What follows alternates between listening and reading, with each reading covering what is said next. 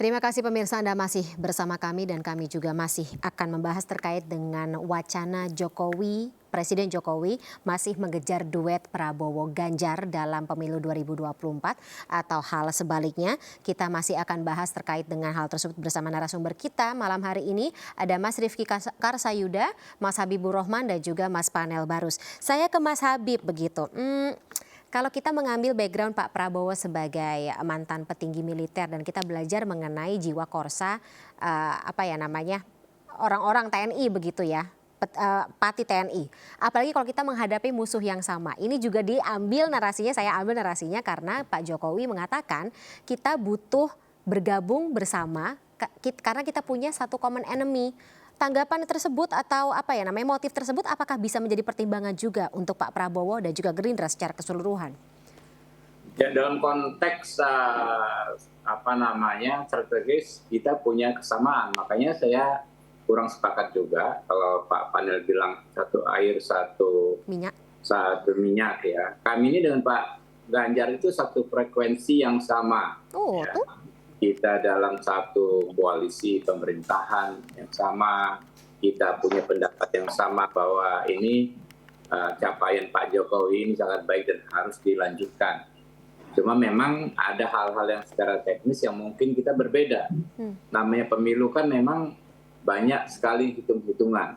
Ya, termasuk Pak Prabowo selaku ketum partai politik kan punya tugas juga dari partai politik. Jadi tidak bertentangan. Ya. Berbeda tidak mesti tidak selalu kita bertentangan. Ya. Jadi bahkan dengan kompetisi yang sehat ini ya, de facto kan akhirnya kan kita bisa lihat ya dalam survei kalau nggak Pak Prabowo nomor 1, Pak Ganjar nomor 2 atau sebaliknya, gitu kan ya. Jadi justru lebih sehat gitu loh. Kita berkompetisi tanpa perlu mengeliminasi pihak lain. Kita nanti ya pasti mulai saat ini, sejak kemarin dan yang ke depan pun kita menawarkan gagasan. Dan itu pasti juga akan diterima rakyat. Kalau approval rating Pak Jokowi 80%, ya, kita tidak khawatir. Ya. Tidak khawatir bahwa kekuatan yang tidak menginginkan keberlanjutan capaian-capaian ini bisa mengalahkan yang menginginkan keberlanjutan. Kita nggak perlu khawatir. Tinggalkan ini kontestasi, ya, bagaimana menonjolkan ide, program dan lain sebagainya yang benar-benar nanti bisa disajikan kepada rakyat, gitu loh. Oke, tapi benar ada satu common enemy, Mas Habib. Ada satu common enemy? Dengan Pak Anies pun kita nggak mengkategorikan enemy lah. Itu aku nggak nyebut Pak Anies loh. Ya, nggak apapun lah ya. Ke calon yang lain di luar Pak Prabowo, di luar Pak Ganjar, kita jangan mengkategorikan sebagai enemy. Itu nggak pas menurut saya sebagai kompetitor dalam konteks kompetisi yang sehat saja. Sama-sama kalau bahasa ini kan fastabiqul khairat gitu kan, berlomba-lomba dalam kebaikan. Pak Prabowo mengatakan santai saja, tenang saja ya. Pak Ganjar, Pak Anies itu juga putra-putra terbaik bangsa. Dan dalam konteks kompetisi kayak kita seperti itu. Sehingga nggak ada yang perlu dikorbankan. PDIP partai besar, nggak ada yang perlu dikorbankan. Keputusannya harus dirawat. Gerindra juga nggak perlu dikorbankan. Dalam konteks taktis nggak perlu mengorbankan strategi jangka panjang. Itu yang sehat kan seperti itu. Oke, saya harus konfirmasi nih, mumpung kita lagi bicara mengenai topik one common enemy tersebut gitu, Mas Panel. Ini juga salah satu yang dibawakah begitu untuk Pak Jokowi melobi-lobi baik untuk PDIP maupun Gerindra gitu. We have the same common enemy. Ya kalau kami sih basisnya sederhana aja, basisnya hasil musrah. Tapi pasti ada motifnya dong. Hasil musrahnya kan yang muncul kuat itu nama Pak Prabowo, nama Pak Ganjar, nama Pak Erlangga, gitu loh. Ya kami setia pada hasil musrah yang sudah kami jalankan. Jadi nggak urusan perasaan baper-baperan, nggak gitu loh. Nama Pak Anies nggak cukup kuat sehingga itu tidak ada dalam pusaran dan tidak ada dalam kalkulasi. Musrah mungkin akhirnya. Jadi yang ada namanya Prabowo dan Ganjar, terus Jadi yang dimaksud bukan semata-mata ini dipersepsikan Prabowo Ganjar disatuin karena untuk mengalahkan Mas Anies, nggak seheboh itu juga. Oh, oke. Ya lagi-lagi Gitu. kan aku nggak bilang namanya Pak Anies, terus kemudian juga narasi yang beredar di luar sana kan ketika muncul tidak ada asap kalau tidak ada api begitu ya. Kenapa bisa muncul one common enemy? Berarti kan kita juga harus konfirmasi pembahasan apa yang bisa melahirkan wacana seperti itu. Tapi saya harus tanya Mas Panel, apakah memang ada motivasi tertentu begitu, niat tertentu sampai akhirnya Pak Jokowi mempertimbangkan duet Pak Prabowo dengan Pak Ganjar sebagai pilihan utama? Ya Pak Jokowi sekali lagi tadi, kalau orang berupaya kan nggak ada salahnya siapapun. Pak Jokowi yang pasti yang saya tahu dia punya concern. Dia punya concern dan dia merasa punya tanggung jawab bahwa kepemimpinan ke depan ini harus seperti apa.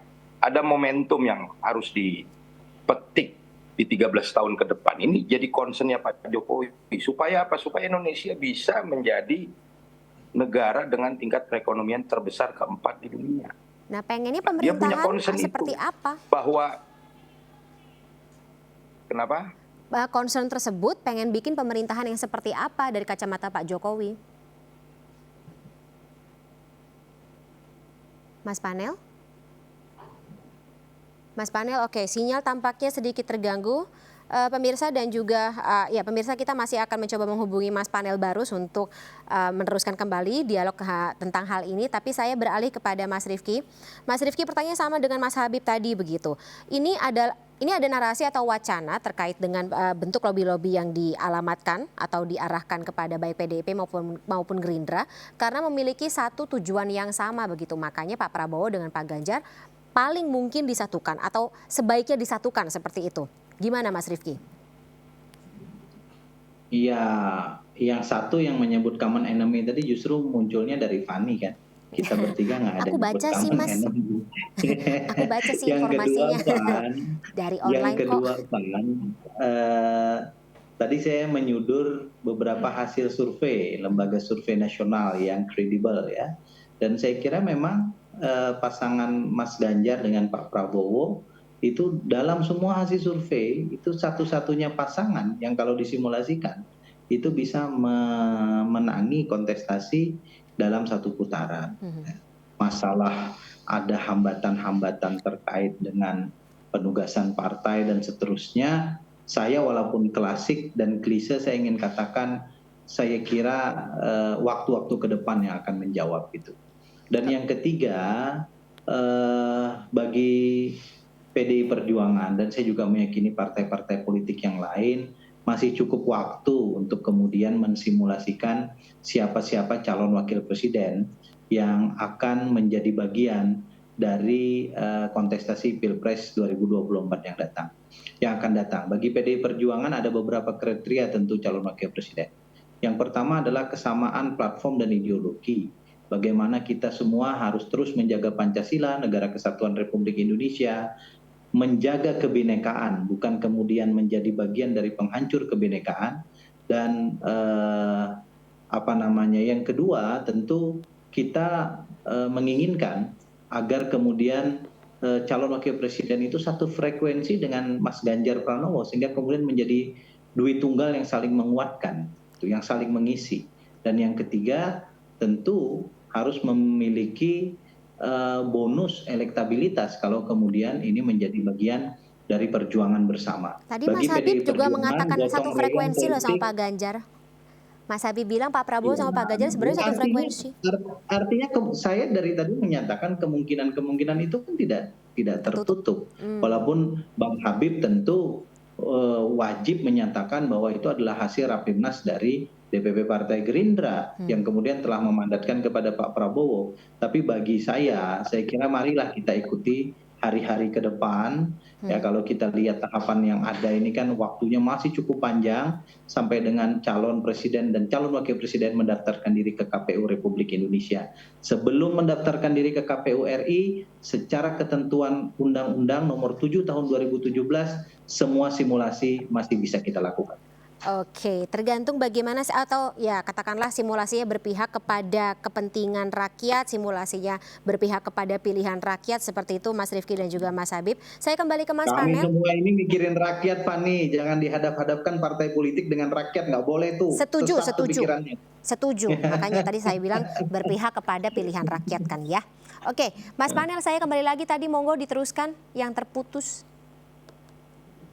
Apa tuh tadi?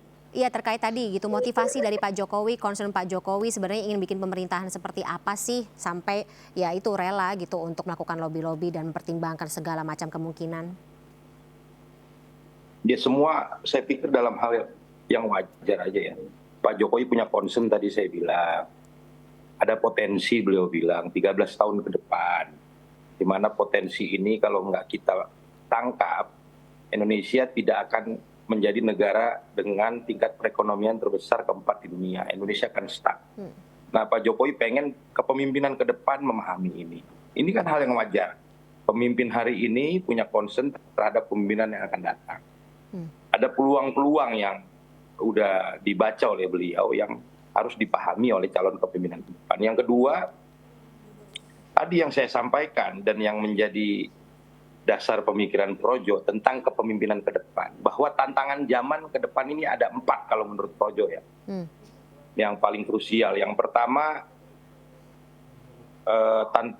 ketidakpastian global.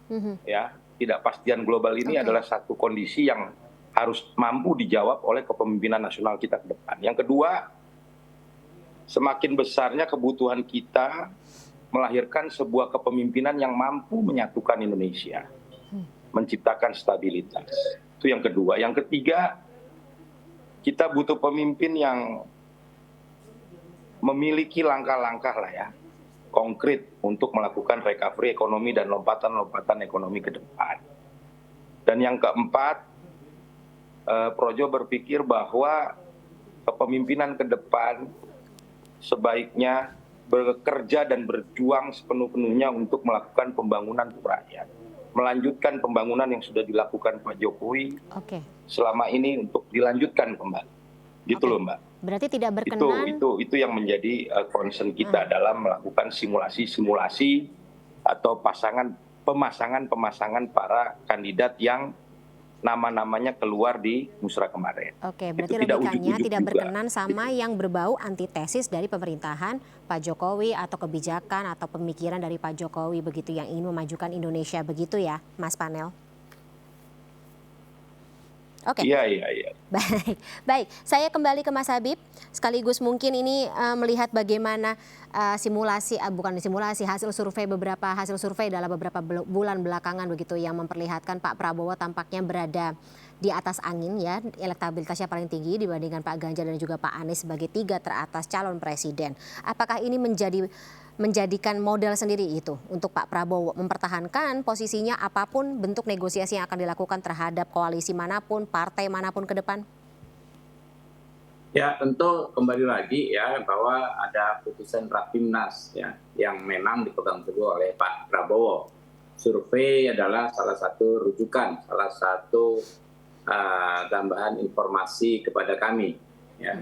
Jadi tapi itu bukan menjadi satu-satunya acuan dalam kami membuat keputusan. Saya juga perlu mengingatkan bahwa kami pun sudah dalam ikatan koalisi dengan PKB ya, di pada konteks itu secara paket capres dan cawapres tentu akan dibicarakan juga dengan antara Pak Prabowo dan Gus Muhaimin Iskandar, karena kami adalah partai yang tidak memiliki cukup kursi untuk mencalonkan Pak Prabowo sendiri. Jadi dengan penalaran politik yang wajar, saya pikir Pak Prabowo ya maju sebagai capres ya tidak akan berubah gitu Oke. sampai pendaftaran. Baik. Saya kalau gitu sedikit singkat ke Mas Rifki, kalau Pak Ganjar bagaimana? Tidak akan berubah juga kah sebagai capres? Sebagai kader PDI Perjuangan dan petugas partai, saya diajarkan untuk istiqomah dan tunduk patuh kepada keputusan Ibu Ketua. Oke, begitupun juga dengan Pak Ganjar ya. Ya, Baik. salah satu keputusan Ibu Ketua Umum kan menugaskan Mas Ganjar sebagai calon presiden. Makanya, berarti maksudnya saya tangkapnya seperti itu. Saya tidak akan multitafsir dari pernyataan bapak-bapak di malam hari ini atau dalam dialog malam hari ini. Baik, tapi karena durasi sudah habis, bapak-bapak kita terpaksa sudahi dulu pembicaraan kita malam hari ini. Masih akan kita gali, masih akan kita kawal bagaimana dinamikanya beberapa bulan ke depan ya, sampai dengan nanti penetapan. Siapa yang akan berpasangan dengan siapa? Bang Panel. Gimana? Assalamualaikum. Baik, terima kasih Mas Rifki, Mas Habib dan juga Mas Panel. Ketemu lagi di lain kesempatan. Assalamualaikum, terima kasih, sampai jumpa.